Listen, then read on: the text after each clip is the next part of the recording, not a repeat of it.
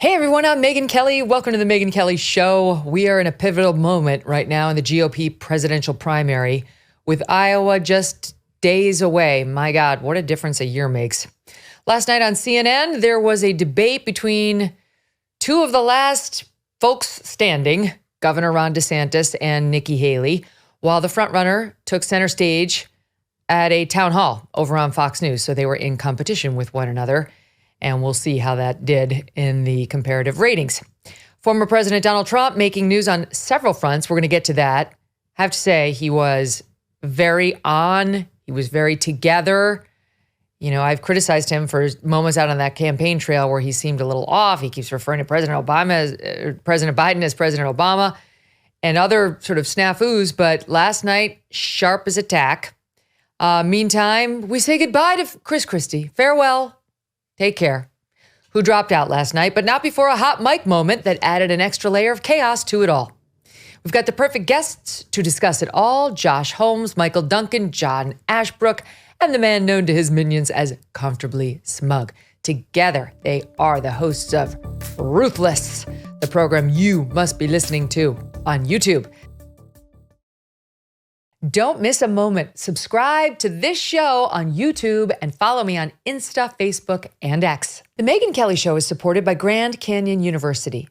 Founded in 1949, GCU is a private Christian university that's dedicated to delivering an affordable and transformative higher education. Their vibrant campus is located in beautiful Phoenix, Arizona, and according to niche.com, it's ranked a top 25 best campus in the country. As of June 2023, GCU is offering 330 academic programs with over 270 of those online, allowing you the freedom to earn your degree on your time from wherever you are. At GCU, your degree, whether it's a bachelor's, master's, or doctorate, integrates the free market system and a welcoming Christian worldview. Learn more about GCU's programs, competitive tuition rates, and scholarship offers from your university counselor. They are part of the supportive graduation team who take a personalized approach to helping you achieve your academic goals, walking alongside you every step of the way. Find your purpose at Grand Canyon University. Private, Christian, affordable. For more information or to enroll, visit gcu.edu. Guys, welcome back. Hey, how are you, Megyn? Great to be back. I'm good. All right, so last night I watched some of the debate and I switched back and forth to the Fox News town hall with Trump.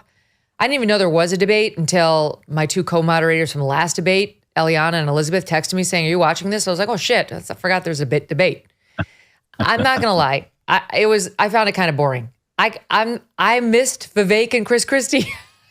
I did, because they stir things up, you know. It's like they kept it fiery, and I was a little bored. And just watching the two of them nitpick and argue, they were kind of annoying. I just didn't like the way I felt. It was just like, well, you, back and forth, DeSantisLies.com.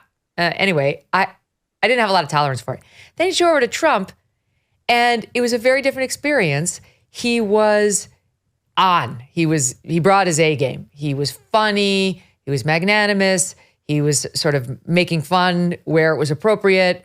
And look, to be honest, Brett and Martha did not ask him a lot of tough questions. They had a couple, but so it was an easy forum for him to charm people. And the audience was full of Trump supporters, and charm them he did. So part of it, you know, guys, to me was like underscored the intelligence of Trump's decision to skip all the debates, where like the rest of the candidates will just be fighting with each other, about each other, and he will be above it all, being charming, dealing directly with the voters, not getting asked the toughest questions, and sailing his way to the nomination.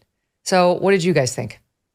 Look, I think your overall explanation of what it is that you experienced as a viewer is probably what the vast majority of Americans experienced as viewers, if they chose to view either of these things at all. Right. Both Haley and DeSantis obviously would love the contrast to be able to do a town hall on Fox while their opponents are tearing each other apart. So, you know, clearly former President Trump had a huge advantage in terms of just what it all looked and felt like. I mean, he's talking about stuff he wants to talk about and doing it in a comfortable arena, whereas, you know, these guys, they're in a blood sport battle at this point. But I do think, you know, the hype coming into it, I agree with you. It's almost like, oh, that's right. There was a debate tonight. I mean, all the other ones previously, there was some build to, and there was some anticipation for. And this one, it didn't feel like, and I don't think it's just because the stage got smaller. It's that, boy, these arguments are pretty well litigated at this point. Yeah. Yeah, I think that's a good point. Is it feels like this primary has been going on for 5 years at this point. It does. And I think everyone has basically, all the candidates have had their opportunity to basically shape themselves as, I'm the candidate of this, I'm the candidate of this. And you saw that on display last night at the debate between Haley and DeSantis, where, they're essentially, like you said, making the same argument over and over. I tuned in specifically because I think it's a bit more unique of a situation than Trump has faced before, where going into Iowa, essentially it's Trump and two people fighting to go one-on-one with him. Mm-hmm. In 2016, there were still 40 people going into Iowa? Yeah. Same in New Hampshire. So, if this field winnows even further, then I think things really get interesting. Well, yeah, I mean, that's the thing. Smug, you're absolutely 100% right. The visual and the demonstration, if you're Nikki or you're Ron, yeah, you don't love that Trump got his solo town hall at the same time you were doing this. But who would have thought, before Iowa, we basically have the consensus beat. It's one of these two people, right, who are going to go mano a mano with Donald Trump. So, I mean, you got to feel good that it's working out that way if you're in either of those two camps, because we're going to get some votes here really soon, and there's going to be some actual truth to who that candidate is going to be. No question. Yeah, but as a spectator, I mean, I think all of us would be lying if we said we weren't disappointed that Donald Trump's not participating in these debates. I mean, he is very good. We all saw that play out in Technicolor in 2015. But you have heard it, Megyn. We've heard this over and over from the Trump team, Susie Wiles and Chris LaCivita. They say we're running to win an election, not to entertain people. And that sort of discipline is something that is not entirely new. It's a little bit new in the Trump campaign. And it's probably one of the secrets to their success this time around. Yes. Yeah, I couldn't agree more. So Chris Christie was not on the stage because he announced yesterday at 5 that he's dropping out. Here's a little bit of how that sounded in SOT 2. And it's clear to me tonight that there isn't a path for me to win the nomination, which is why I'm suspending my campaign tonight for President of the United States. Because I want to promise you this. I am going to make sure that in no way do I enable Donald Trump to ever be President of the United States again. And that's more important than my own personal ambition. So what's that about? I mean, first of all, Chris Christie was desperate to have a job with Trump and was very much in Team Trump's camp until Trump kind of turned on him. So I like Chris Christie. I still think he's a good man. And I just, his moral sanctimony for me is a little bit much because he was begging to work for Trump. If you don't think he would have taken the position as AG in the Trump administration, you haven't been paying attention. But Jared Kushner can't stand him because he put Jared Kushner's dad in prison when he was AG of New Jersey. Anyway, whatever. They all find sanctimony in the end. So he bails. And why did he bail? Because of New Hampshire? Because how tight it is between Nikki and Trump, and the thought that if his 10 to 12% in New Hampshire goes to Nikki, she could actually take Trump out? Well, look, I give Christie a lot of credit here because before this campaign started, he came on Ruthless a couple of times. We had an opportunity to talk to him on and off air about why he would consider running for president, knowing sort of the ideological makeup of the electorate, knowing it would be a tough row to hoe for him. And what he said was, I don't think anybody's going to draw the necessary contrast with this president in a primary, and I think that's my role. And he said almost word for word what he said last night, that he doesn't want to enable another President Trump. So at the end of it, clearly that's where his campaign was in taking the 10 to 12% in New Hampshire in particular. His demographic of voters are people who would vote for almost anybody, I think, other than former President Trump. So where they scatter, I don't know. And I know he's had some things to say about that too.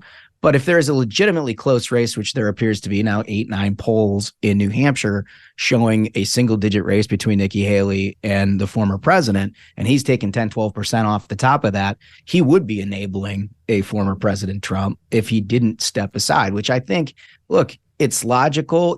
Ego gets in the way of candidates that are running for president all the time, but it really didn't here for Chris Christie. And for that, I give him credit for getting in and getting out on the exact same terms. Yeah, I mean, Okay, perfectly but said. before you start to feel all warm and fuzzy about Chris Christie and his he's helping lay the path for Nikki Haley to overcome big bad Trump. Listen to the leaked audio, which is the hot mic moment where he was discussing. I guess this was right before he made his announcement, and he got caught on a mic talking to reporters about what he was about to do and how he saw the landscape. And here's that in SOT 1. Yeah, I mean, look, she spent $68 million so far, just on TV. Spent $68 million so far, $59 million by DeSantis, and we spent 12. I mean, who's punching above their weight and who's getting a return on their investment, And she's going to get smoked, and you and I both know it. She's not up to this. She hasn't even been. She's still 20 points behind Trump in New Hampshire, right? Yeah. And he's still going to carry Iowa, right? Yes. Always. I talked to DeSantis called me, petrified that I would. He's probably getting out after Iowa. Well, And you're like, keep going. What happened to the feed? Right? What did DeSantis say? I have to assume that the rest of that sentence is petrified that I was going to endorse Nikki, and then 3% he still has in Iowa would likely migrate towards her. And then he might be in a position where he comes in third in Iowa. And that's a real tough look for a guy who's invested so much in the state. I like Chris too. But the idea that Nikki's going to get smoked by Trump and she's trailing him, she spent all this money. Well, yeah, I mean, she's been running a campaign in multiple states. Like Chris has been essentially running a one-state primary in New Hampshire. Mm-hmm. And he did a good job. I mean, like he had the polling in the state to get him on the debate stage numerous times. He made the argument he wanted to make. But yeah, I mean, yeah, maybe Nikki will lose to Trump. Maybe she has a 10% chance. Well, I mean, Chris doesn't have a 10% chance. Like at the end of the day, that's the truth. I don't know if you saw this. President Trump actually reacted to this at his town hall last night. And he was like, I'm starting to like Chris a lot more. We have that. We do. We have that. And he was speculating about his vice president. They were asking about his vice presidential choice. And I think it's in that soundbite. Let's listen. Who would be in the running for vice president? Well, I can't tell you that really. I mean, I know who it's going to be. Give us a hint. We'll do another show sometime. Well, what about any of the people who you've run against? Would you be open to mending fences with any of them? I will. I've already started to like Christie better. Christie for vice president? I don't see it. That would be an upset. Christie for vice president. Ladies and gentlemen, I'd like to announce. Now, Very quick. Very quick. So I have a theory. I think Chris intentionally had the hot mic on. My thinking is, I mean, he's a pro. He knows what he's doing. And he wanted that to happen. I think he wanted to leave on his own terms. Like, yes, the official announcement, he'll take the high road, he'll be the statesman. But he wanted to go out on his own terms, and I think he knew that mic was on. Yeah, interesting. I mean, could be. The one thing you get with Chris is he tells you exactly what's on his mind at all times. Yeah. Right? I mean, that's the beauty, or you love it or you hate it about Chris Christie. Is you just ask him a question. Do you think he's going to come out today and say publicly she's going to get smoked? She's not up to this. I don't think so. I bet if he was in front of a microphone, he would have some variation over it. But look, he's not going. Chris will go away. So I don't think he wants to be the guy who's mediating the 10-12% of his own electorate. I could be wrong about that, but it seems like if you listen to what he said up to this moment, what he said is it's insulting to suggest that my voters would just automatically migrate to one candidate or another. I think he believes that. Yeah, I mean, but don't we all? But do we believe that? Don't we all know that they're going to Nikki Haley for the most part? Like they're going to Nikki. Most of his voters are Democrats and independents because they can vote in New Hampshire's primary on the GOP side. It's not Republicans. It's if it is, it's never Trumpers. And she's the candidate of choice of the less conservative voters like you see in New Hampshire, like who would be supporting him. Yeah, it's also possible they just stay home though, right? If they're not supporting Chris, they might just stay home. It's possible that they support Nikki Haley, and that's enough to sort of get her over the top on Trump in New Hampshire. But like sort of back to the Trump clip, what I love about that clip is it's a couple of things. Number one, Donald Trump is the master of publicity and understanding when he has something people want, And I love that he in that clip is like, well, I'll come back and do another event when I have an announcement. Like, I'm not gonna give it away to you for free, Like that's not how he ever operated his entire life. And then what I also love about it is the charm and the humor of the Christie thing. I love, kind of liking Christie now. I know. And that's the thing about that Trump. Stuff together. That's the thing. Like, and I tweeted this out last night. I was watching Nikki and Ron, and you're like, okay, they're fighting policy. Mostly it was just kind of a lot of cat fighting, I have to say. It was kind of it was a turnoff, as I said. But on some things, you're like, okay, they're making some progress. They're point, counterpoint. They're fighting for it. I get it. Last two standing. And you're like, who knows? We could do it. And then you turn over to Fox, you're like, it's done. It's done. Look at this guy. And I'm not saying it's necessarily the right thing for the Republican Party or the country. But it's done. Look at Trump. He's just, whatever you think of the man, you can't deny he's like a walking ball of charisma. He's funny. It sort of just reflects where the Republican primary electorate is right now. They want to be entertained. The substance is a secondary or tertiary requirement for who they want to be the nominee. I mean, that's just a fact. Like Donald Trump in that town hall said, Ron DeSantis was the biggest fan of Anthony Fauci. We have that. We have that. Let's talk about that, because that is the other thing with Trump. If you stay tuned long enough, you really listen to what he's saying, you're like, well, that's not true. Well, wait, that's not true. Well, that also is not true. And this is one of the examples of that. I own a small business and time is money. Would you ever allow a shutdown in the future? No, I wouldn't. And I never did. I let the governors make their decisions. Florida did shut down. Ron DeSantis shut down. He shut his state down very violently, actually, and shut the highways down, the roads down. I'm a federalist in a sense because that's the federalist way. No, I didn't actually have a shutdown, despite the fact that some people wanted to and some people didn't want to. But if you go back and look at the records, you will see that the biggest fan of Dr. Fauci was Ron DeSanctimonious. He was a big fan. He said, I go by, exactly, quote, I go by what Dr. Fauci said. He said that 2 months in, all the way through, and then eventually changed when it wasn't, that wasn't the dessert of the day. Dr. Fauci was not a huge factor in my administration. Go ahead, Duncan. I love seeing that so much. Why? It's just not telling the truth? Because it's funny. Because it's fun. I love that. Like, I think that entertainment value is so critical. It's like the spoonful of medicine, or the spoonful of sugar helps the medicine go down. And Trump has that in spades. Like, he can. But Smug, are you positing that he's trying to entertain us? Because I think he's trying to lie. I mean, when he says he's not the dessert of the day, like, all this is just hilariousness. I mean, look, he's very funny. No question about it. But it's very funny. Okay, but look, and I'm quick to say Trump's funny when he's funny, but that was a lie. Like, Trump. Not true. Right. I'll give you one compilation that we pulled from right around the time. It was March of 2020 clips. When he absolutely ordered 15 days to slow the spread. That was him. Here's an example. We did the right thing. We closed the country down. I could have kept it open. And I could have done what some countries are doing. I had to shut it down, and we did the right thing. I thought of keeping it open. And we did just the right thing. We closed it down. And a group of very smart people walk in and say, sir, we have to close it. And we did the right thing. They can't do anything without the approval of the President of the United States. Even the Democrats aren't blaming me for that. We had to close it up. Some people wish we never closed it down. We did the right thing. We closed it. It's a decision for the President of the United States. We did the right thing. We had to close it up because nobody's ever heard of closing down a country, let alone the United States of America. That was put together by a DeSantis fan, but those are all legit clips. And he did close. He did. And he's right that he said it's up to you governors after the 15 days to slow. But then he was like, okay, it's up to the governors.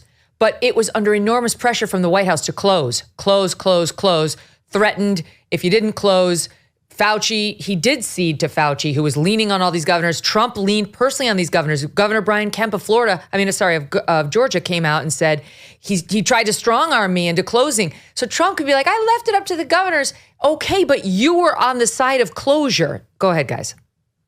Well, I mean, nobody remembers that better than President Trump. And nobody knows the stakes in a presidential race better than him, because he knows that it's on his opponents to prosecute that case, to remind people of what he said. And he's not just going to sit there and let them say over and over and over again without responding. He takes something where there's a kernel of truth. It actually is true that Governor DeSantis said that Fauci was doing a good job once. Is that the body of evidence on DeSantis? No way. He was famous because he pushed back against the mandates, but he actually said it once. And where Trump is so effective is that he is on offense all the time. He takes one little fact and he drives it and drives it and drives it in a more entertaining and memorable and forceful way than any of his opponents. And guess what? That's how you win elections. You're right. And just like the thing, like, I left it up to the governors. It's like, okay, you left it up to the governors the same way the mob boss leaves it up to the shopkeeper, whether he's going to pay the $50 in protection. Go ahead, Smug. Yeah, I mean, well, I think Ashbrook completely nailed it. Is Trump knows what could be a problem for him to deal with, where he is vulnerable. And so he goes on the offense ahead of time. And I think this is another example of whether you can have charisma or facts on your side. You want charisma because you can prosecute the case. You can get people's attention. You can get them listening to you. And then you can lull them with whatever message you want, as opposed to if someone's there just like fact check, I actually didn't want to shut down. No one's going to pay attention to that person. They're going to pay attention to someone who they think is like a friend, who they're having a good time with. It's a sad indictment of where we are as a country. Yeah, that's not exactly a good thing. No, I mean, it's really... Facts are boring. We don't want... But it's also, Megyn, look, the other side of this coin is there are at least half of the Republican primary electorate that what you just showed is exactly why they're uncomfortable with President Trump. I mean, you're talking about a former president running for the nomination of his own party, and we're still in a process where this isn't become just a coronation. Now, granted, he's got a big lead and all likelihood will be the nominee, but he's under 50 in all of these states. And we'll see what happens in Iowa. We'll see what happens in New Hampshire and South Carolina and beyond. But he hasn't locked this thing down by any stretch of the imagination. That's because there still is a very large voting bloc in the Republican primary electorate that wants things like facts, that is very concerned about the direction of our country and is concerned that President Trump is someone who's more interested in entertaining them than they are in actually pursuing the policies that might make life a little better. Now, what Trump has going for him is the policies he implemented as president were pretty damn good. Yeah.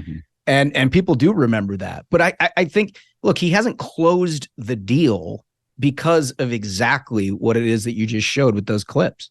Yeah, and the other thing he has going for him, if you watched the Fox town hall last night, person after person, Cheryl from Ames, oh, Mr. President, I can't wait to vote for you for the third time. You know what I mean? It was like, that was the sort of stagecraft that Donald Trump does better than almost anybody else, while the other two are arguing amongst themselves over policy. Made very good points. Were very persuasive, both of them. I thought both of them were very persuasive.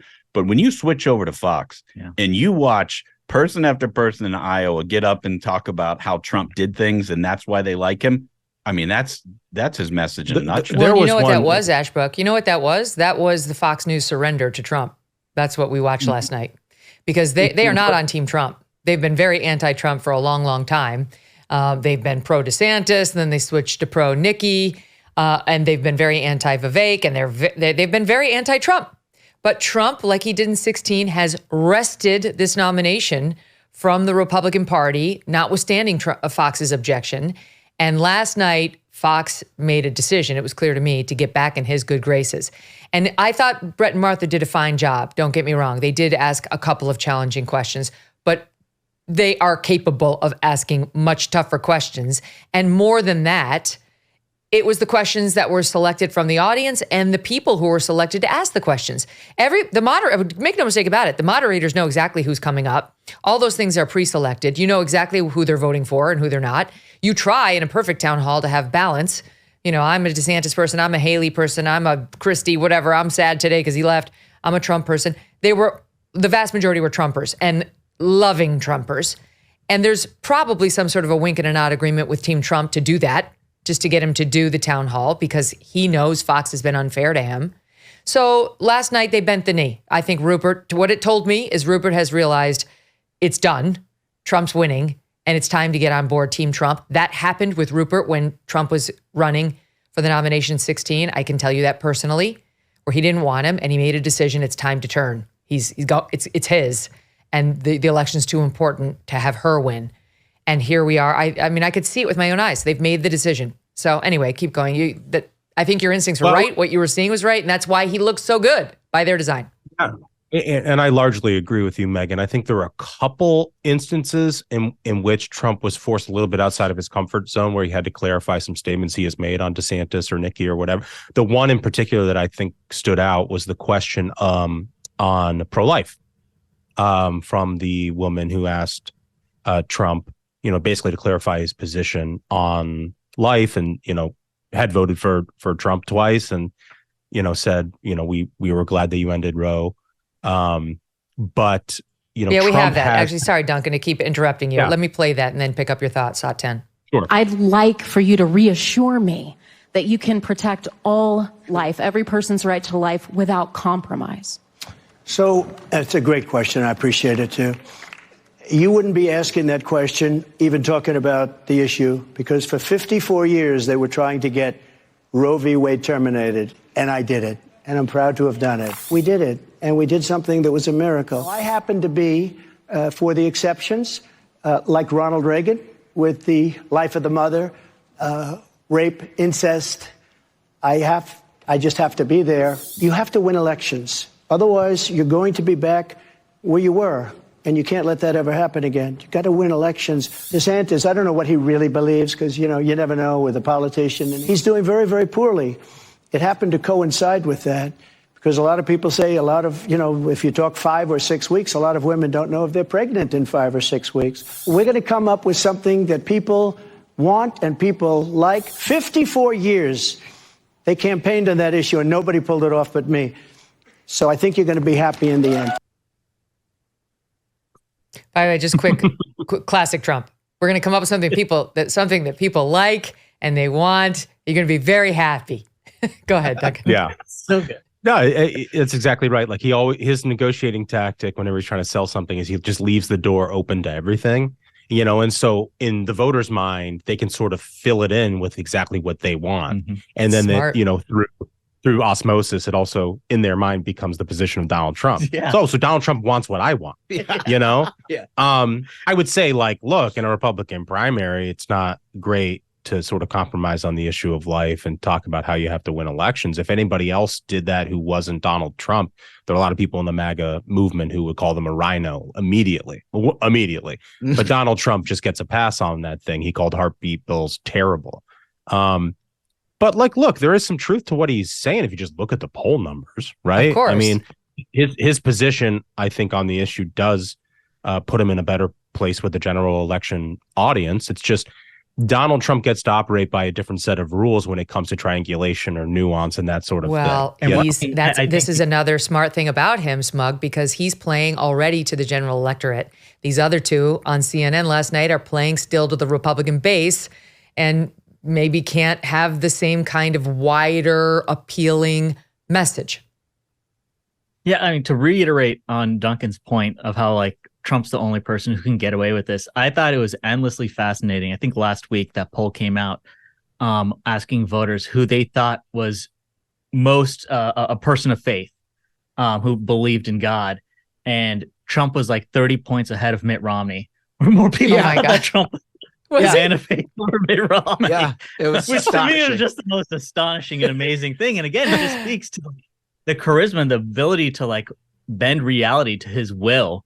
And that's just, I mean, if I could have the power of charisma or the power of, facts on my side, I choose charisma every single day because you get things like that.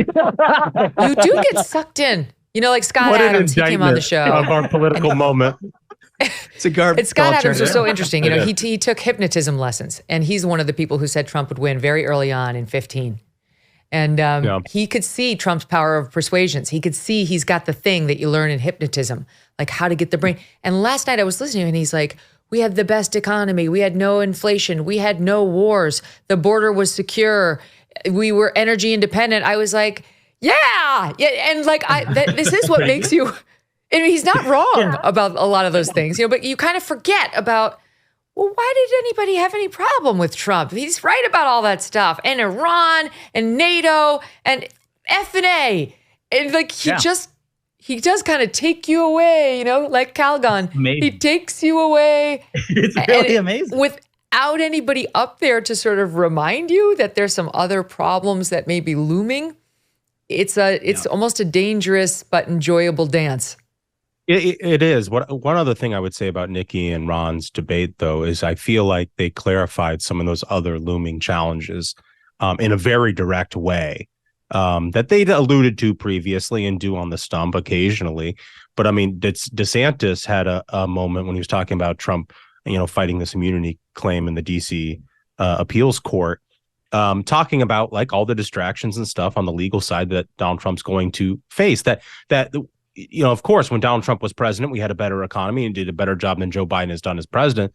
But I think what DeSantis is sort of alluding to there is like, that's not going to be the argument of this election. Like, what's going to happen is we're going to have a referendum election on the guy who's not president of the United States based on the fact that he's been indicted 91 times. Yeah, this conversation changes very, very quickly, right? I mean, this is a luxury. Trump, all I'd say the entire election campaign against Joe Biden is, are you better off now than you were 4 years ago? Yeah, are you better off now than you were for? You just keep saying that. It's such a unique situation where he was the president for 4 years, from 4 years ago back. And this other guy he's running against has had the last 4 years. So it's like you can very easily determine, which guy do I prefer? You've had both experience, a very rare experience for American voters. Democrats actually wanted to defeat Donald Trump. They would have done something to shut down the border. They would have actually done something about inflation. They would have protected American energy independence. All the things that the lefties in this country are against. If they wanted to defeat Donald Trump, they would have governed like Donald Trump. They didn't do that, and so they've left the door open. But I will say this. I think they recognize this is the one like major pitfall of Trump as a candidate is, of course, if he were to run and say, are you better off now than you were under my presidency? Of course, he wins that argument, and it's an extremely convincing one. He's just not going to make it. There's going to be so many instances where he starts, the question could be, oh, well, how was the economy under you? Oh, well, the economy was great. But here's the thing. These judges against me, they're horrible people. And the Supreme Court owes me. So they better follow through on that. And they're like, the question's about the economy. Exactly. I'm sick of these judges. Right. That's and I think Democrats recognize this, which is why they really, really wanted Trump to be the candidate and why they don't need to worry about, okay, well, if we don't do something about the situation at the border, we're screwed. No, because they know that it's going to all become just like in the midterms. We're going to talk about January 6th. We're going to talk about 96 indictments. So that's the biggest problem. Smug, that's an interesting point because last night he was on fire. He was great. I gave him an A+ on his performance last night, in part because he was not asked any of these questions. But as soon as he goes over to that CNN again, remember that Caitlin Collins town hall? Exactly. That's all they want to talk about. So they will be introducing the topics that are his triggers. They'll love to spoon feed him those, just like, it's sort of like with the cow prod. Go ahead. Yep. No, I mean, look, I think that's right. He's not going to have the luxury of making any kind of argument that he had last night in any real way because his opposition has a say too. And they are going to be well financed. And as we could tell from 2020, they're really good at getting out their vote to try to defeat who they think is a threat to the country, which is the case that they'll be making in Technicolor for the next 9 months. And so, I think this is a moment in time where we're all looking at like that town hall last night saying, man, he just like barreled the bat on everything. Well, it's also a very unique moment in time where there's still a constituency for 2/3 of the things that he's talking about. Like that changes post-primary. That constituency is already baked into the cake and you have to go out and find out what gets you from 45 to 51. And those people are going to be very difficult for Donald Trump. I mean, we've seen 6 straight years of election data that shows that there's a hard ceiling on a lot of that for a guy like Donald Trump that, frankly, Nikki or Ron don't have. And again, well, there's one advantage that he's got over not Ron DeSantis, but he's got an advantage over Ron DeSantis, but Nikki Haley has the advantage over Trump, and that's on abortion when we're talking about a general electorate, right? the general electorate versus the GOP voters is more liberal on the issue of abortion. You guys, last time you guys were on, we had a deep conversation about abortion and all that. But so it's good. It's smart of Trump to sound more moderate if he's trying to appeal to general election voters.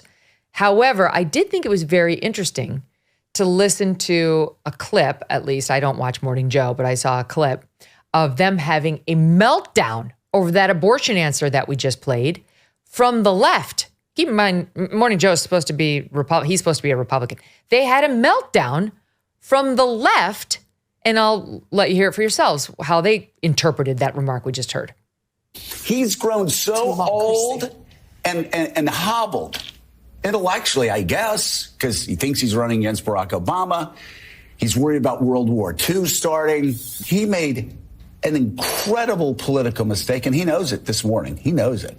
Incredible political mistake last night, going, I was the one who terminated Roe v. Wade. I was the one that just me, nobody else could have stripped away 50 years of women's rights the way I, Donald Trump, did. I terminated Roe v. Wade.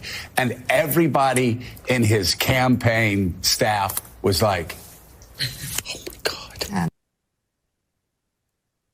So it's, they think, but by the way, just to clarify, I mean, just so you know, you should not get your facts from Morning Joe, because President Trump has been saying this exact line since Dobbs was decided, since Roe was overturned. I just had my team pull a couple. Here he was on Newsmax. I'm the one who got rid of Roe versus Wade, and everyone said it would be impossible. Trump after the decision in 2022. The decision's only made possible because I delivered everything as promised. It was my great honor to do so. Trump in 2023. Without me, the pro-life movement would have just kept losing. Thank you, President Trump. That's him thanking himself. It's not new. It is definitely not new. No. And I look, I think what Joe, I think, is alluding to is the fact that the vast majority of voters who this is a very important issue to never get beyond the I did X, but they already know that. Right. So, I mean, there is nobody that is going to be confused about Donald Trump's position on abortion. The question is, in that later part of the segment, when he was talking about, you know, is there an accommodation that you can come to that's reasonable, which is a conversation that, you know, like Ron DeSantis has not had. Nikki Haley does have, and I think has demonstrated a good way for a lot of conservatives to talk about abortion. But Trump's trying to get into that lane. And he's got the credibility with the pro-life movement by first reminding everybody of the obvious, that Roe v. Wade would still be there had we not had 3 Supreme Court justices change the dynamic of the court. Yeah, and he seems to be aware of the politics of the issue, quite frankly. I mean, he watched the election cycle in 2020 the same as everybody else, and he knows that this is a very challenging issue for Republicans, which makes me wonder, does he pick a VP who can help him on this issue specifically? I'm not saying he's going to take Nikki Haley, but I mean, she wouldn't be a bad choice. That's interesting. I bet it'll be a woman. I just have a feeling it's going to be a woman. It's weird to me he can be so perceptive on a way to sort of triangulate for the general election on an issue that's as difficult as life and abortion, but then still talk about how 2020 was rigged every single day, which he knows mental is obsession. A loser. It's a he doesn't loser care. He issue. believes it. Right? Like that's Jack Smith's problem, is he's in court trying to prove Trump knew it was a lie.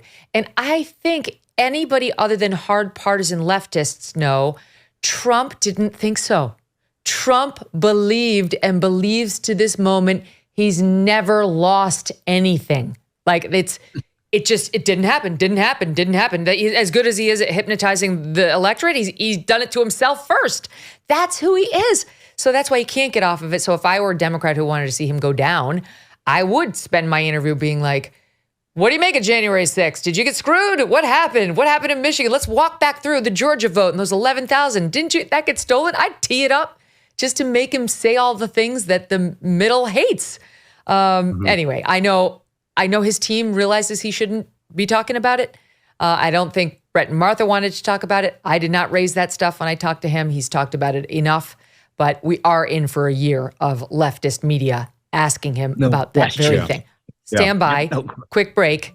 Much, much more. The guys are with us for the whole show, and there's plenty more to go over. Negative dings on credit reports happen to all sorts of folks from all socioeconomic backgrounds.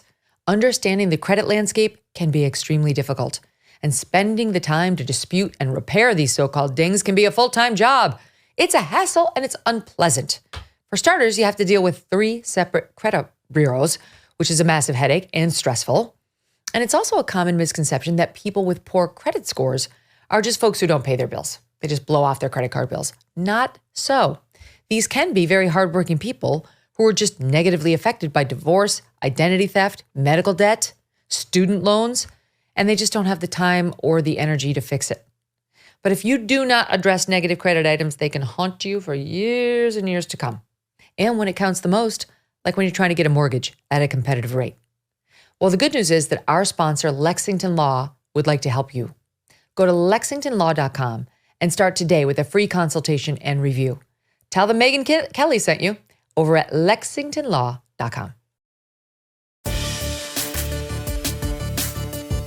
You can go to DeSantisLies.com. Go to DeSantisLies.com. DeSantisLies.com. DeSantisLies.com. Go to DeSantisLies.com. DeSantisLies.com. DeSantisLies.com. DeSantisLies.com. DeSantisLies.com. Go to DeSantisLies.com. DeSantisLies.com. Go to DeSantisLies.com. You can go to DeSantisLies.com.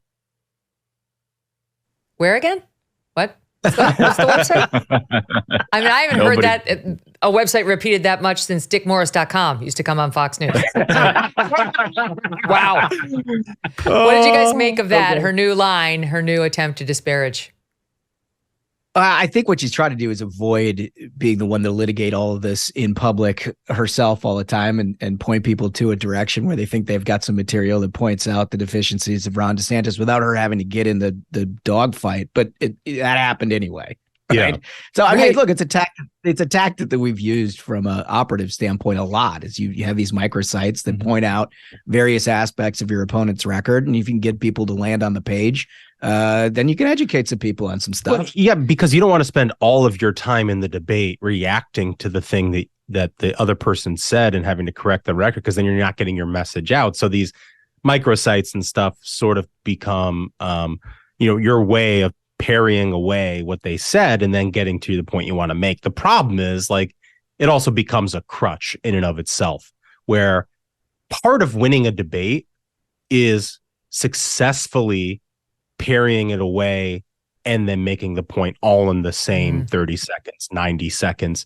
And I think DeSantis did a better job, and I think they both had good moments in the debate, but I think DeSantis is better at taking what Nikki is saying, making a point, and then pivoting to, when I was governor, I actually did the thing. Mm-hmm. You know what I mean? Mm-hmm. And she kind of, it became a crutch where she was just sort of relying on this microsite to sort of move on, which I don't think is a good tactic. There was just something annoying about it too. It was like, I heard it already. It's starting to feel like you're a telemarketer.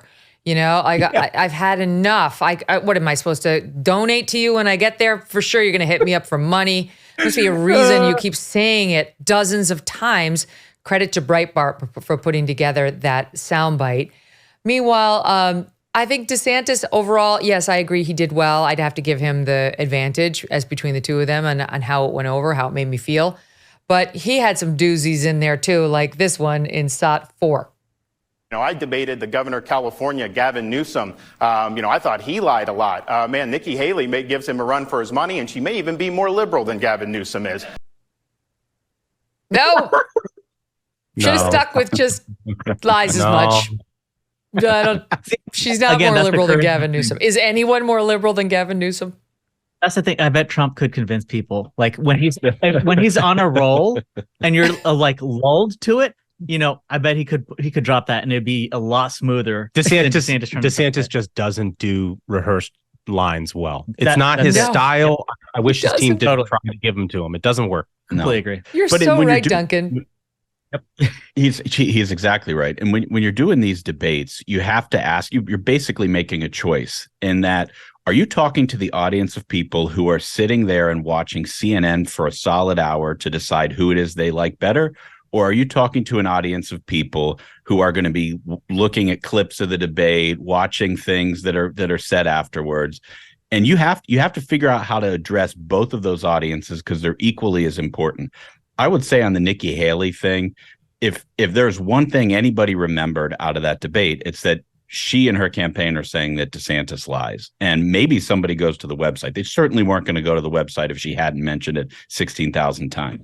And maybe it makes her look awkward, but maybe that's a risk she's willing to run to get people to go to the website. She also, and we're talking about it. If this presidential thing doesn't work out for her, she could replace Billy Mays as a info telemarketing. No, I Crazy think Eddie Vivek has that market cornered. Oh, by the way, Vivek is still in the race. Just in case people were wondering, right. he's still technically out there. She's obviously focused on New Hampshire, supremely focused on New Hampshire. We talked about the Christie effect. I just want to give the audience the latest polling. In New Hampshire, the thing that has Team Haley and her supporters excited is there's a CNN poll that shows Trump only 7 points up over Nikki in New Hampshire. Trump at 39, Nikki at 32. She has a 12-point jump since the last CNN poll, which was in November. And Christie in that poll had 12%. So 32 plus 12 is 44. And there's Trump at 39, leading people to think, okay, if Christie drops out, she's actually got a chance of not just coming in first in the undercard contest in New Hampshire. She could beat Trump, which could potentially stop his momentum. This is the hope of those who don't want Trump. But you look around and there's a New Hampshire Republican poll out of WHDH-TV in Emerson. It gets an A- rating. And Trump is up 16. There's one from USA Today, Suffolk. It also has an A- rating, that poll, so it's a good one. Trump is up 20. And I've heard a lot of people say you cannot trust New Hampshire polling. I don't know why you cannot trust it, but I've heard a lot of people say that. Like, be very careful about putting too much stock into these numbers out of New Hampshire. Look, if she doesn't, let's talk turkey. If DeSantis, because DeSantis right now might lose Iowa to Nikki Haley too. He's definitely going to lose it to Trump, I think. It looks that way. And if he comes in third in Iowa, do you agree he's out? He's going to announce he's done after Iowa. And if she, and then we'll do her after. Yeah, well, look, I think it gets exceedingly very difficult. I mean, he's made it plain since the very beginning that they intend to play in Iowa as a primary strength of that campaign. And they've put a ton of resources into Iowa. If he's not in second in Iowa, I think it gets very, very difficult because, look, you immediately pivot and go to New Hampshire, and he's not even really playing there, right? No. So that's a long period of time where you have underperformed expectations. It gets very difficult to fundraise. Your ability to stay on top of the news cycle wanes. People naturally want to go with a momentum candidate. So I do think it would be very difficult for DeSantis. And I think that, look, the most significant thing that can happen in this race is if Nikki Haley figures out how to get into second place in Iowa. Yep. Because if that happens, coupled with the Christie departure in New Hampshire, and she's got a very real shot. It's not just those polls that you listed, Megyn. There's a half dozen more that, may not show her within the margin of error, but has a huge momentum swing where she was down in the low, 10, 11, 12, now up to the 30s in almost every other poll, regardless of where Trump is right when you want it, Holmes, right? Right when she's gotten the momentum right when you want it. Exactly when you want it. And so, look, if she gets second there and then all of a sudden shocks the world and beats that sort of fait accompli that Trump has had since the beginning of this campaign, that he's eventually going to be the nominee, you're then going into her home state in a mano a mano. Like, if they were looking for one way to make this actual race interesting, it would be that exact set of circumstances. Yep. And I think also a lot of this discussion should be around the problems that the DeSantis campaign has had since launch, where, they've had numerous people who have left the super PAC, and then the super PAC leaked details of what their plan was. And then the candidate has to come out and say, no, that's not our plan. Like, it's been very chaotic to where they've boxed themselves into a position where if they don't come in second place in Iowa, it's essentially a wrap, because then they go into New Hampshire and they're expecting to get third at best. Then they're going to South Carolina, hoping to get third at best. Like, what is the case for staying in at that point? So they've cornered themselves into a very terrible situation. Yeah, I think there's some evidence, though. And an Iowa, a caucus system just overall tends to reward the most organized, most conservative candidate. We've seen this numerous times. So it's always why the Ron Paul people did so well in contests like this. And I think that's an advantage to DeSantis. I would also encourage people to read the Associated Press's recent story. Steve Peoples had a great article from on the ground in Iowa, and they pointed out a couple of things that I think are interesting. 63% of likely first-time Republican caucus goers are saying Trump is their first choice. And there's people in here that they talked to who said, I'm 100% behind Trump, but I'm only pretty sure I'm going to end up caucusing for him. And it's going to be 2 degrees. And Nikki Haley's coalition is a lot of independent voters and Democrats who aren't diehard Republicans, and maybe they decide to stay home on that day. So I think like some of those mechanics might actually benefit DeSantis and make sure he ends up securing second place. I just have to correct Duncan on one thing. The high for the day is 2 degrees. Yeah, we're sending Smug. We're sending Smug to Iowa for this. Are you really? Because I care That's so why much. He's up to date. I'm going to be out there in negative 20. It's going to be negative 20, Duncan. Yes. And That's we're going to be in the safety and comfort of the studio here on Monday night, and we're just going to bully Smug. It's going to be awesome. Poor Smug. It's going to be exciting to be out there, though. I have to say, like, that is one thing I miss about working for the big cable channel, going out there like on the big nights and being in the midst of, you're not really in the midst of the people, you're sitting on a studio desk, but getting to go and meet the locals and sort of hear from them directly what's on their mind. We'll probably be doing more of that over the coming year, but it's going to be cool. And I love watching American democracy and work. Whatever they decide, we'll live with it. We'll try to interpret it. We'll try to read the tea leaves. But they have a lot of power, these Iowa voters. All eyes are on them. Stand by. The guys stay with us. So much more to get to, including Jill Biden and how she's ashamed of what you people are doing to Hunter. Don't go away. 2024 is here. Sorting through your expense tracking, estimated payments, and all those deductions is overwhelming. It might lead to a failure to file or a failure to pay penalties that pile up on your tax debt. But you can check out Tax Network USA. The attorneys at Tax Network USA have been lifesavers for many. Their team has successfully saved clients over $1 billion in tax debts. Whether you're in the hole for $10,000 or staring at a $10 million debt, they're ready to help you. Even if you haven't filed in 1 to 5 years, or a whole decade, the expert attorneys and tax pros at Tax Network USA are equipped to secure the best settlement for you and to help you resolve all tax cases, no matter how they started. Go to taxnetworkusa.com/Megyn or just call 1-800-245-6000. But contact them now, as these tax debt relief programs are expected to change. taxnetworkusa.com/Megyn or call 1-800-245-6000. and tell them Megyn Kelly sent you there. Okay, so Dr. Jill Biden sat down with Mika Brzezinski. And it was a very hard-hitting... No, it wasn't. And Mika, on the heels of Hunter... thumbing his middle finger at Congress yesterday morning, right? He blew off the congressional subpoena, which we've been told by Jack Smith, it's very, very important to comply with subpoenas. You could get criminally prosecuted by Jack Smith if you don't comply with a subpoena. He blew it off. And then when they were having the hearing on whether he should be held in criminal contempt and then refer this case to the Justice Department, he showed up out of nowhere. Hey, hi, how you doing? Here I am, Hunter. And then just got up and walked out when Marjorie Taylor Greene started speaking. And it was just a big middle finger to the entire process and really to the American people. So Mika mentions that incident and Hunter's hot, messy life to Dr. Jill. And here is what she said on SOT 20. How have you been coping personally with the onslaught of accusations against your husband and your family, including and especially Hunter? It's the focus of a House Oversight Committee hearing, holding him in contempt, obsessing over him, showing pictures of him during vulnerable moments in his battle with addiction on the floor of the House. This would crush any family. Mika, I think what they are doing to Hunter is cruel. And I'm really proud of how Hunter has rebuilt his life after addiction. I love my son, and it's hurt my grandchildren. Mm-hmm. And that's what I'm so concerned about, that it's affecting their lives as well. It's cruel. It's cruel, Smug.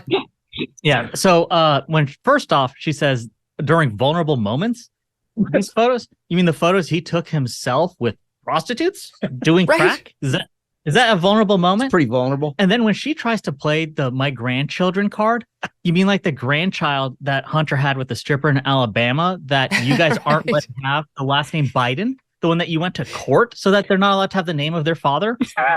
Real family, family folks over here. Also, they talk about him like it's some high school kid getting bullied. Total. He's 53 years old, Megyn. 53. Did you happen to notice the people he was with? One of them was the producer of a documentary about him. In his most vulnerable moment, this poor guy brought in his Hollywood benefactor producer to make a show out of it so they can make more money. Don't you think that's the whole thing? Like, that's the reason why he showed up in the first place. Is like, it'll be great content for the documentary, and then I'll storm out when MTG gets up into the dais. For sure. Right? Yep. It's like 100%. This wasn't about he wanted to answer to the subpoena or he wants to comply with the process or wants to tell the truth. This was content. He was making content for a documentary. Yeah, and well, he's an artist. And, That's what. and who amongst us hasn't had several crack rock bags and then decided to shake down Chinese governments and things like that, right? I mean, it's cruel to point it out, Holmes. It's cruel to ask him about it. I mean, it's amazing. so like wild. yesterday, not for nothing, but on the show we had Dean Phillips, the Democrat who's trying to challenge Joe Biden for the nomination. And this is a Democrat centrist candidate from Minnesota. And he was saying, I said, all right, let's put it aside. He claimed he hasn't seen evidence that Joe was involved in any of Hunter's nefarious campaigns. Disagree, but I was like, okay, fine. We only have limited time with the guy. I said, all right, let's table all the evidence that he has. Because we've had the whistleblowers on the show walking us through in great detail the evidence showing Joe knew and had a role. But let's table it. I said, in what world is it okay for the sitting vice president who's in charge of Ukraine policy to let his son sit on a board of a corrupt company over in Ukraine? And he said flat out, it's not. It's not. It's totally wrong. It is corrupt and it shouldn't have been allowed under any circumstance. Now, that's a Democrat. How is it cruel to now ask Hunter about those relationships, to ask Joe Biden about to say this looks corrupt and it is a family business? She's a liar. I'm sorry, but she's a liar just like her husband and her son. Yes. Well, the one thing that Democrats like the Bidens have become so used to over the years is that they are surprised anybody has to ask any questions. Mm-hmm. It's like, wow, I can't imagine that I actually have to defend anything because I don't usually. That's right. And the fact of the matter is that they didn't for an awful long time. It wasn't until a House Republican majority actually did some investigation, which, by the way, they put out all the evidence and then it's summarily dismissed by the mainstream press. You will not read a single thing about this on the front page of the New York Times, the Washington Post, or the Associated Press, or anything. Like, it just doesn't exist. If you want to actually get the information, you got to read a damn press release. Mm-hmm. Yeah. I mean, really, from the government, from the committee. Yeah. Which is wild in contrast to where we were during the Trump years, where if Adam Schiff so much as whispered something to the New York Times that was completely wrong without any evidence whatsoever, it was the front page of the New York Times and they won Pulitzers for it. Mm-hmm. Yeah. And somebody asked him a key question yesterday. They said, Mr. Biden, what kind of crack do you normally smoke? And I haven't heard an answer to that question yet. There are people who are actually wondering. If there's you know what? Mika could have asked that. She could have asked that. She could have. All right, no, that's a joke. Branding? But, like a but crack brand. She did not ask her any hard questions. And it's like, if you're going to sit there and tee it up for the first lady to say, this is cruel what they're doing to my son, then you better, if you actually consider yourself a journalist who criticizes other journalists, get ready for a couple of tough follow-ups. Madam, let me walk you through why they're investigating him. And by the way, why do we have those nudie pics of Hunter? Because he thought his unit was the most photographable, what's the word? Photogenic unit in the world. He couldn't get enough of his own disgusting hairy body. That's the only reason we've seen it. Megyn, have you seen the footwork?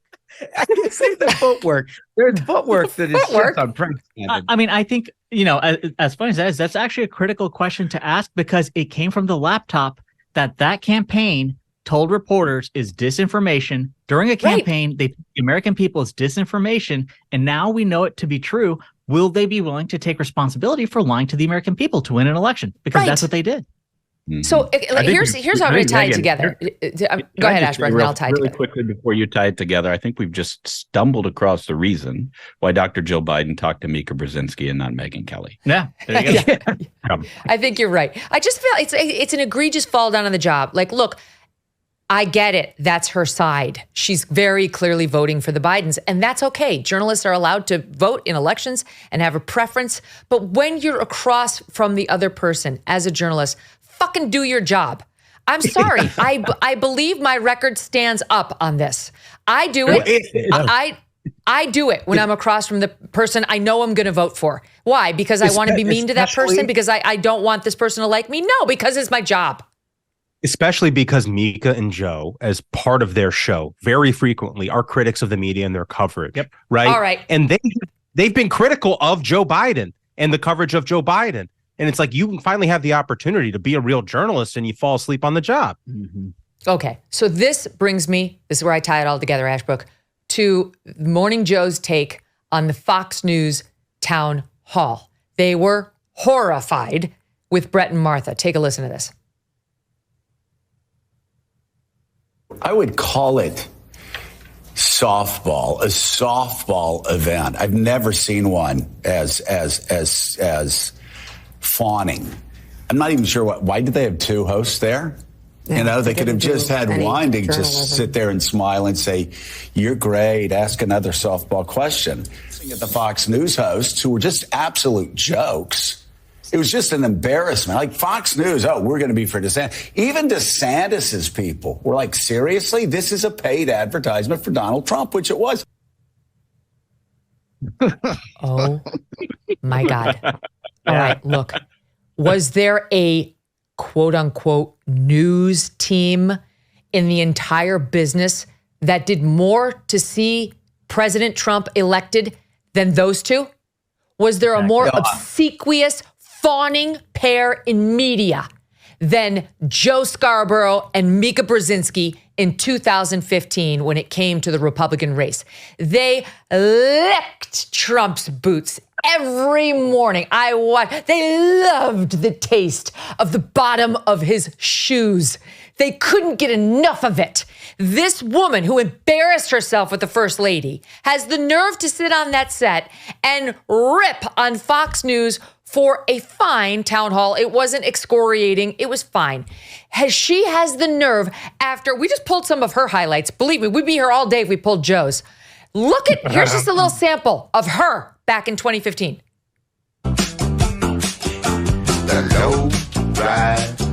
She's rubbing his hair. She's rubbing Trump's hair. Rubbing. He's smiling. Well,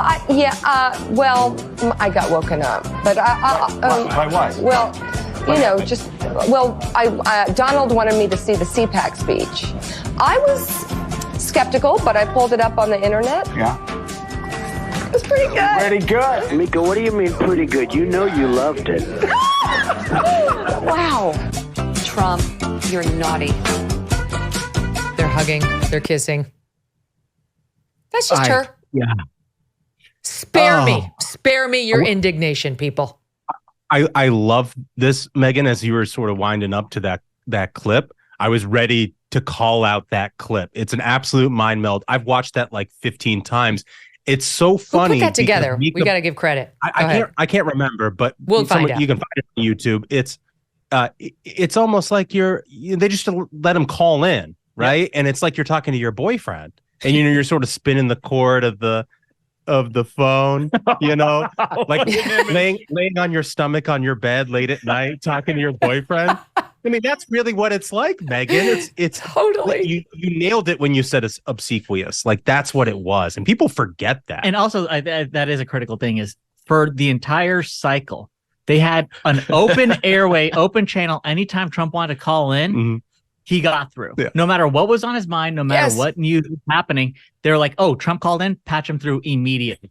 And like there was a calculation I remember of the amount of airtime that he got on Morning Joe was more than other candidates super PACs had in their entire budget on ads. And so by phone. And not just them, on NBC proper too. On NBC proper. They took phoners from a presidential candidate who very clearly could have been sitting there. Now we know he was actually reading notes it was like the whole, so it's fine. It happened, whatever. He went out to become, but spare me. You are not in a position to be criticizing any anchors when it comes to interviews of President Trump. Take a seat. You stink at this. All right, I'm going to get back to the media in a couple of seconds, but I don't want to get off of Dr. Jill because there's a couple more things that were interesting what she said. So first, she's got thoughts on the president's vigor that you might find interesting. Take a listen to SOT 19. Your husband is 81. At the end of a second term, he'd be 86. As his life partner of 46 years, is there a part of you that is worried about his age and health? Can he do it? He can do it. And I see Joe every day. I see him out, traveling around this country. I see his vigor. I see his energy. I see his passion. Yeah. His vigor. He's got so much vigor. That's why Dr. Jill's doing the interviews. Right. Didn't we just see her guiding him off the stage on Friday or Saturday? Didn't we literally a couple days ago see her once again have to get him off stage? He's got too much vigor to know where he's going. That So is she helps so channel much it. Vigor. I got to tell you, the thing that offends me the most about this entire thing is all the media that sort of protects this line of argument and the Bidens themselves who project this argument onto the American people, they act as though nobody's ever had a grandparent or a parent. It's not a part of a normal life to see what it looks like at the end of a life, right? This is a new thing where we've never encountered somebody taking short steps who doesn't know where they are, who wanders around his stage, who loses their place when they're talking. This is all a new dynamic that most Americans have never encountered before, evidently. Right. Let me explain it to you. It doesn't mean anything close to what you think it means. If there's one thing that we're all personal experts on, it is exactly what we're watching right now. You don't need to be I don't need a medical degree to know what it looks like when Nana and Pop are going down. Yeah. And that's what we're looking at. And every time the guy boards Air Force One, the American people have to hold their breath and be like, I hope he doesn't slip and fall. Right. Because he's had a fall on those stairs 5 times at this point. He's fallen off a bike. If she were a real doctor, she'd advise him to stop doing this. He's got to go home. Call it a day. Even the Republicans don't want him to slip and fall. It's like the Chinese are watching this. We don't want you to fall. We don't want our president to fall. Yeah. No. I've got a great much idea. Rather you exit. I have a great idea for a general election door hanger for Donald Trump or whoever's the Republican nominee. And it's a door hanger that's based on the pamphlet A Place for Mom. I thought you were going to say silver alert, but So here she is. Wait, they pulled a video just so you can see it. This is her the other day when he gave his big speech. Look, he's wandering. Here she is. She had to go out on the stage. You can see him. Look at him. Look at him. Yeah. He really, forgive me, but he really looks like a recovering sort of stroke or coma victim. Get me off the stage. I can't do it on my own. She had to go out there. He was kind of wandering before she even got there. And by the way, her vigorous husband, the man full of vigor, in the past 19 days, he's held 2 public events. December 23rd, left for vacation at Camp David.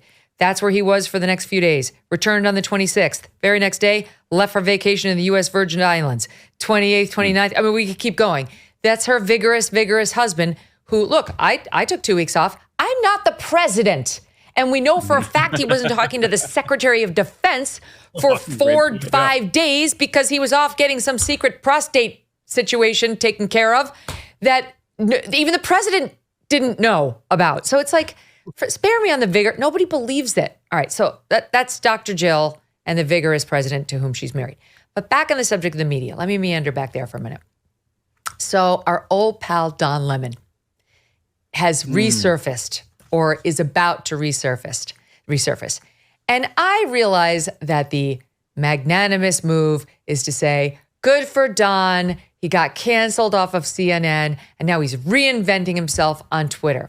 Well, that's not what I say. I think he's disgusting. He hates America. He hates Republicans. And I'm not looking forward to his voice reemerging other than to mock it, which I 100% plan to do. That's the only silver lining in this one for me. So he's going out on X All right. It's like, oh, great. Tucker did it on X and Tucker and I got fired on the same day. So I'll go out on X.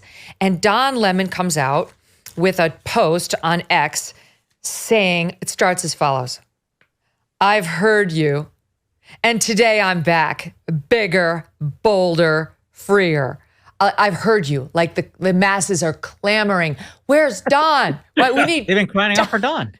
Come back into my life, Don. Take some off of Bill O'Reilly. Right. So here's honestly, and like there are people welcoming Don back to the national conversation, and for those people and others, I just have a little reminder for you of who Don Lemon is and why we can't stand him. Here you go.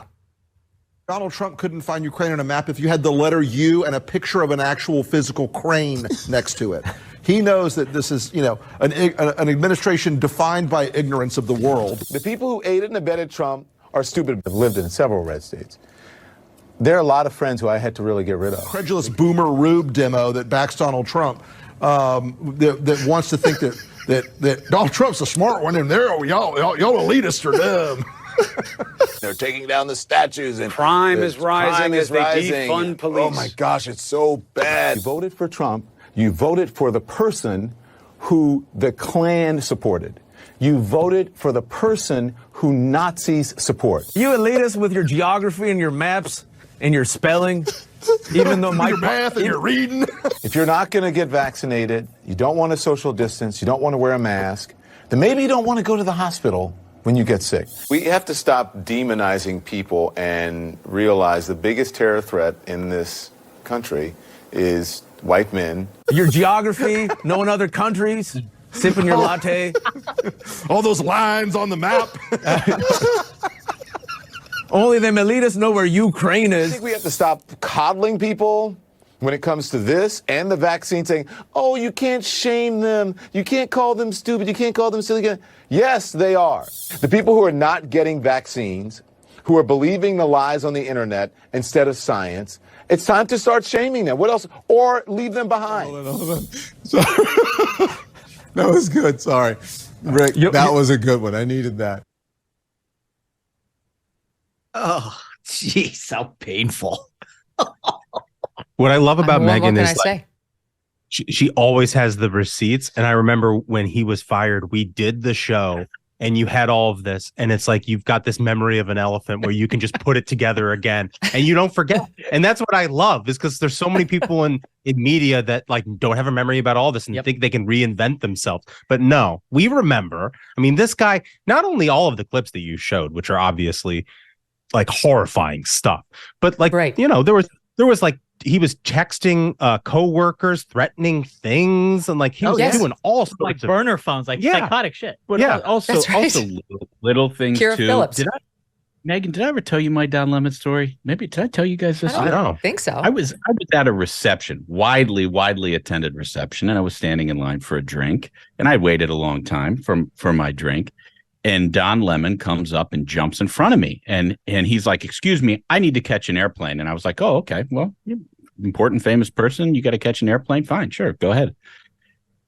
45 minutes later, I'm in a conversation with somebody and he's there getting another drink. Oh, my gosh. So he just lied course. so that he could jump in front of the line. So I didn't think he was that bad until now. He's jumping people in line for drinks. Just random. That's random people. Well, tens of like, people. I'm sorry. What was he canceled for 2 minutes? He was off the air for 2 minutes. And now people are like, oh, maybe he's seen the light. Maybe he's going to come back more fair and balanced. Oh, sure, Jan. I mean, bullshit. He's not. In fact, hold on, stand by. I've got it on my. Sure, Jan. He's got more. Yes. He's shown us who he is. Believe him. This is not someone who I'm rooting for. I'm not saying he should never be allowed to speak again. I'm just saying I don't have to personally cheerlead it or think it's a good thing or recognize that this is like some sort of important voice in the conversation, and yay for Elon for making it possible for him to come back. He's a prick and he fucking hates Republicans. Hates. To me, it bothers me because I'll tell you, it's like, Those clips are so perfect. And credit to Debbie Murphy, Canadian Debbie, put that together when he got booted, because it shows that it's not just a partisan thing where like Jesse Kelly will come on this show and he'll talk about the communists on the far left. Like the communists want this, the communists want that. And it's funny, you know what I mean? But I'm telling you, that Jesse Kelly's not a hateful dude. I guarantee you he's got liberal and Democrat friends. Don Lemon truly hates the right half of the country, hates, and would love to see almost all of them canceled who voted for Trump. So no, I'm not rooting for him in any way, shape, or form. I mean, in that clip, multiple times he was essentially wishing death upon people who disagree with him. Yeah. He was like, they don't get to go to the hospital. He said the biggest threat to America is white people. Yeah. Like, this is insane stuff. Like 20 years ago, these are like terror threats, you know? Like, what is happening? Yeah. Well, speaking of terror threats, that brings me to Mehdi Hasan. Mehdi Hasan, he has no problem with the terror threats that are coming from Hamas or the actual terror unleashed by Hamas, or at least so it would seem from much of his coverage over there on MSNBC. And believe it or not, they finally fired his ass. I'm amazed. There must be enough like liberals or Democrats who are not woke watching MSNBC that they complained about his egregious coverage. He, do we have the soundbite where he announces he's leaving? I don't think we have that one. He announced the other day he's leaving, and like he's excited for what's next. They always say that. Okay, there's nothing next, and maybe he's going to Al Jazeera. And in part, we believe this is why he got the boot. Here's SOT 40. Biden and a lot of people in America may see Ukraine and Israel as the same. A lot of people around the world see Russia and Israel the same. Right. Israel is the occupier of the West Bank and Gaza. So I'm wondering what your take is about separating out all of this noise, sort of the ground noise with the signal, which is what Donald Trump now faces. I genuinely think we need to start having a discussion about whether this guy is a flight risk. If the election deniers on the right win in 2022 in November, next month, to me, democracy looks like it's over in America. Fascism is here to stay. Woke is often used by conservatives as a way to complain about black people and black activism. Bye. Don't let the door hit you. Well, Megyn, something really interesting happened to the progressive left after Hamas's horrible attack on Israel, where it sort of separated the wheat from the chaff. And I think a lot in this like quote unquote woke, like very progressive left had been saying a lot of these same things over a long period of time that just hadn't gotten much attention, basically because they're only speaking to themselves. Mm-hmm. And then the subsequent debate that happened after that attack and the rush to defend Hamas by people like this cat made normal progressive, center left Democrats all of a sudden very uncomfortable, as if they didn't know what was happening under their midst. And it's not just happening on TV. Like, this is happening everywhere in media, but it's also, look, it's happening in higher education for the first time in 40 years. Somebody's taking a look under the hood and being like, wow, they're super anti-Semitic. That's incredible. And all of this is relatively new, but it's not new to them. Mm-hmm. Like, these guys, this is a well-worn ideological mainstream view of the progressive left that this guy just happens to say, but now it's under a little different lens than it used to be. And I'm not surprised he's on the way out the door. Yeah. I mean, I think that's dead on point. Is for so long, we've seen for at least the past 20 years, this kind of like ultra left progressivism, which has taken over the party. The beating heart of it is this extreme activist left.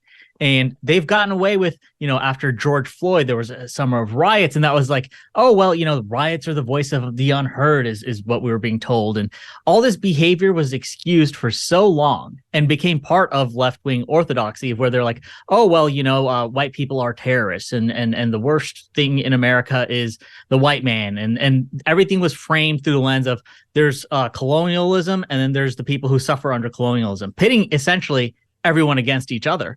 And when the American people saw these horrors of Hamas themselves filming, butchering women, children, entire families, anyone with an ounce of humanity was able to see the moral clarity of that moment, except for those ultra left-wing individuals who have had such sway in that party for so long and felt free to come out and march on the streets saying that they support Hamas, who felt free to rip off photos of kids who'd been kidnapped from walls. They thought they were okay that they'd been part of this movement, which has enabled all this behavior, and that they'd be fine with it.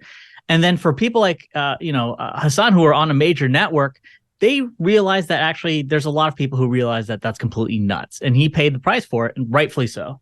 Yeah, there are a lot of people who just think that the Declaration of Independence specifically states we don't need to be lectured by a British accent. And they're just ready to move on from it. It's been quite a while. So it's just well said. So I will say the October 7th attack has been clarifying in so many ways. And chief among them, what you just said. But some on the left have distinguished themselves in surprising ways. And that brings me to John Fetterman. It's been remarkable. I mean, I've seen some Babylon Bee posts on him, like, man recovers brain function and realizes he's a conservative. Like, it's like as he's getting better, and you have to say he seems to be getting better. Like, his sentences are coming out more smoothly. His words are making more sense. I don't know. I'm not a doctor, but he just, when you listen to him, he's making more sense. Well, both actually and in his politics. And he's been one of the most fierce defenders of Israel. This clip is making a lot of the round, and that's brave in his party. That's brave. This clip is making the rounds because he was at this event the other day, and South Africa, of all nations, is going after Israel for its human rights violations, accusing Israel of South Africa, accusing Israel of a genocide. And take a listen to John Fetterman. Who are they really fighting? It's a group of cowards. They hide in tunnels. They hide behind civilians. They attack, kill, and mutilate children, women, and they do that. Stop talking about proportion on that. They shot their best shot on October 7th, and they would have taken more lives if they couldn't do that, but they couldn't do it.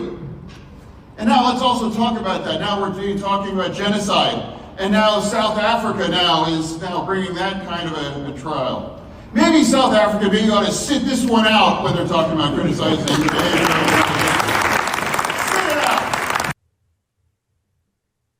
out. Amazing, guys. What do you think? Amazing. Well, and hats off for Mitch McConnell replacing John Fetterman with a fat Tom Cotton. Because it's not just the Israel thing. I mean, he's been going after Bob Menendez. Yeah. There's 3 or 4 other things that it's like he really did all of a sudden completely change everyone's narrative about his ability to sort of cognitively think things. And then all of a sudden now he's outspoken. He's completing sentences, and he's like, I don't know, pretty conservative. I saw these interesting theories online of like the last time we heard from his wife was when she was like taking the kids and fleeing to Canada. Like, has she come back? Maybe was she like kind of like puppeteering this guy? And then he's like, well, she's not here, so I guess I can say actually normal stuff. I don't have to say crazy shit anymore. And this is how I actually feel. I saw a poll the other day. It was like, he has something like a 71, 73% approval rating in Pennsylvania right now. And this stuff is definitely related because Pennsylvania is not deep blue. It's not. Right. No, and it's entirely changed the perception of not only how he was post-stroke, but how he was before all that. I mean, he was a pretty progressive leftist local leader for a long time. And then all of a sudden, it's got to still be in there. It's maybe he's in there. It's still in there. I mean, I have a question for Holmes. I generally don't know this. How has he been voting in the Senate? Is he still just like as left-wing as ever, or is he starting to swing over like a cinema or something like that? No, I mean, look, they haven't had a lot of opportunity. I mean, basically everything is team ball. They're voting in nominations because they're not doing anything else. And so everything is sort of Republican and Democrat. So it hasn't really changed that so much. It's mostly rhetorical. But that's the point, right? I mean, ultimately with all of these Democrats, they like everybody to believe that they're sort of centrists and they are thoughtful about things, but their voting behavior doesn't. That's the one thing to watch with Fetterman. Like if he actually crosses the line and starts behaving like a Joe Manchin or a Kirsten Sinema, then I'm going to start being a believer. Well, it's that, and also maybe putting on a suit. It would be nice.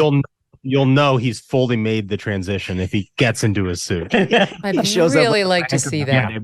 But maybe we could do like tax reform. Who knows? That's if the he's answer. taking on the terrorist, I don't care what he wears. Yeah. I mean, Yeah. it's but nice.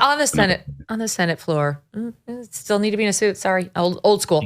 Stand by. Oh, I'm with you. Much more. I have so many other fun things to get to with you guys. Like 2 of my favorite clips of the day are coming up in our next segment. The guys from Ruthless. Stay with us.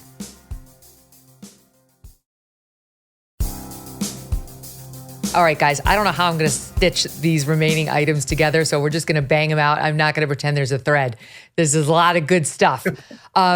First of all, our bettors on Capitol Hill seem to have a very difficult time as of late making the case that Trump incited an insurrection. Take a listen. Let's talk about the fact that President Trump incited an erection. If they believe Donald John Trump incited the insurrection. Into inciting an insurrection, which he did. Oh, jeez.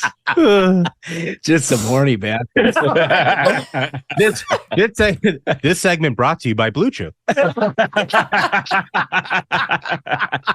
mean, people have accused Donald Trump of absolutely everything, but that might be a new one. I can't get enough of it. It's like my favorite thing. It keeps happening, and that Jaya Paul's the latest to do it, and hers was great too. She knew it as soon as she was. What's on these people's minds, right? I mean, good Lord. Get out of the gutter. Maybe they had just seen the Hunter Biden photos being held up by Marjorie Taylor Greene. I tied it.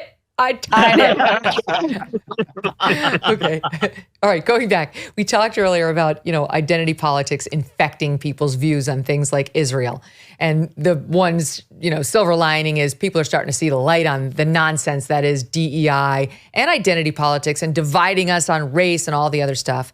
Well, they didn't get the memo, apparently, over at, hold on, where exactly is this? Okay. At the All Souls Choir Unitarian Church in Washington, D.C. Now, this made the rounds because the Babylon Bee tweeted it out saying, we give up. We can do no better than this. I watched this thing. It was from 2 years ago. It's from 21. I watched this thinking, this has got to be parody. 100%. This is a joke. The Babylon, 2022. The Babylon Bee must have been fooled. And as it turns out, it's 100% real. The lyrics were written, according to the screen, by Ida Bae Wells, who is the one behind the 1619 Project. Yeah, Nicole Hannah-Jones. She goes by Ida Bae Wells. And just watch and listen to these lunatics.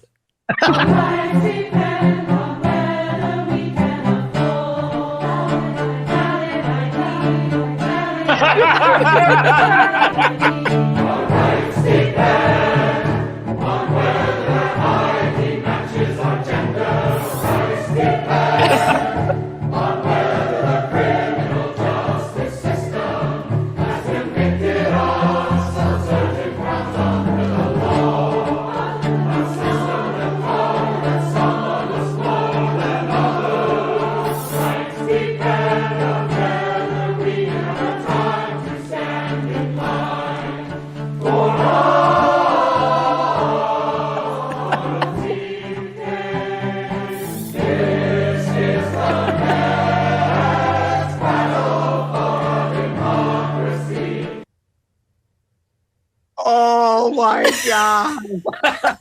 I mean, I think that's extremely telling because this is their religion now. Yeah. I didn't think and demanding absolute orthodoxy into believing in this on its face completely absurd nonsense is their religion. That's supposed to be a house of God. I didn't think you could outdo "We Wish You a Mueller Christmas," but they've done it. They've done it. They all have masks on, of course. It's 2022. Strap on the mask and give it hell. And you know what I loved in the bottom, the cello? Mm-hmm. Yeah. It's like, hey, what do we got? And it's like, how do you put a little tune together? We got sopranos, altos. Let's niche this thing together, huh? Gonna add some gravitas.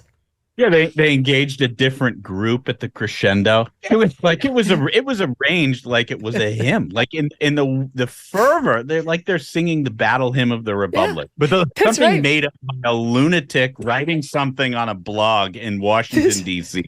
It required practice. It clearly required hours and hours of practice.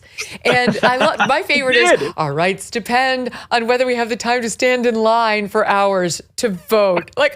It's not even lyrical. It's not even lyrical. It's like they just chopped up an op-ed and they're like, this is now lyric for a song. Not lyrical, Michael, but it was arranged. It was arranged. He was absolutely like, and now the cello, and now the soprano. You know what I mean?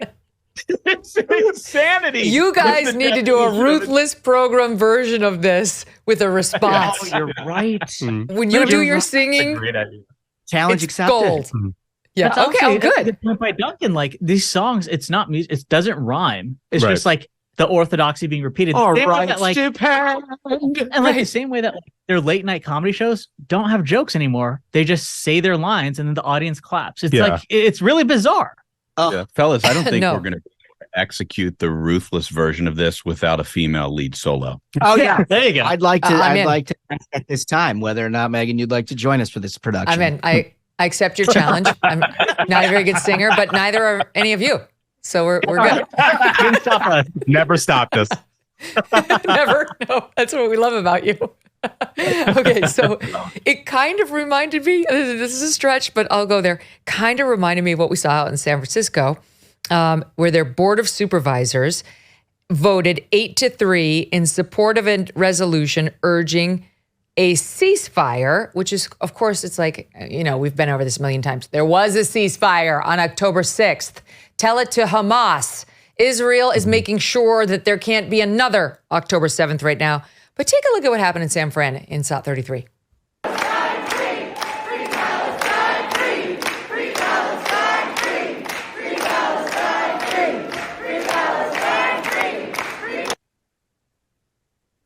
It's the same group of people, but on the West Coast. They're all masked. It's 2024. Well, everyone has a mask on. Megyn, they're not all masked. I don't know if you noticed toward the beginning of that clip, there's a woman with a KN95 mask holding a baby. The baby was unmasked. And so my question is, if it's so bad that you're wearing the KN95 super suction, but the kid doesn't have anything? Just frankly, let's call Child Protective Services. Child Protective Services ought to be called on her. Look at these lunatics, you guys. Look at these people. This is what we're up against. These people and the singing choir people in DC, like, I don't know how are we going to talk to them? How are we going to get them out of the cycle? To quote John Lovitz, I can't believe we're losing to these people. But like, what do you think Hamas would do in that room? Right? That's right. I mean, that's the thing that always gets me so much is they're like, oh, free Palestine, Hamas is right. Here's my full Palestinian head right. Okay. You roll in there with the pink hair with your girlfriend and you talk to Hamas and we'll see how that works out because I guarantee you they're going to have a very different perspective. Exactly right. See how that goes. Well, meanwhile, these people sadly have access to our children. There was a story that popped up the other day where, forgive me, I'm forgetting the exact state. Oh, my team will remind me. But the fourth graders went to school one day and had a teacher that was a man. And the next day came back in and said teacher was now allegedly a woman. Come on. Fourth graders. Okay, hold on. I have it in front of me. Very young. Yeah, it was in Washington. Here it is. Yeah, it's Libs of TikTok tweeted it out, but it's Mar Vista Elementary Springs School out in Washington State. Ms. Snyder's fourth graders had quite a surprise when Miss Angela transitioned to Mr. Angel. Fourth grade. Oh, no. I have a fourth grader. He's 10. They're all 9 and 10 years old. It's a very tender age. And then they thought it would be a good idea to show the children this Nana, I don't know who is this Nana somebody reading the book, It Feels Good to Be Yourself, which is about a 5-year-old boy who believes he is a girl, using terms like non-binary, transgender, cisgender, intersex, gender identity, gender expression, sex assigned at birth, et cetera, all explained. And here's just a little bit of Nanny Fee. Is that her name? Nanny? Watch it.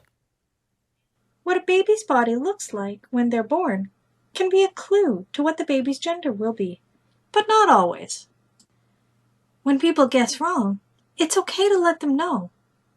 Ruthie was 5 when she told her parents. I know you think I'm a boy, but really, I feel like a girl. Oops! Ruthie was a girl all along. They just didn't know it at first. God. You might feel like a boy. You might feel like a girl. You might feel like both boy and girl, or like neither. Okay. Nana Cece is a little confused herself.